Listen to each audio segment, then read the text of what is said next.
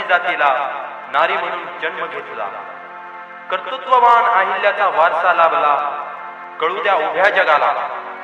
कोण म्हणतो स्त्री आबला, अरे कोण म्हणतो स्त्री आबला। उघडावी तयाली झापडे, कल्पनांचे उड्डाण तिच्या, विश्व नवीन सापडे, विश्व नवीन सापडे।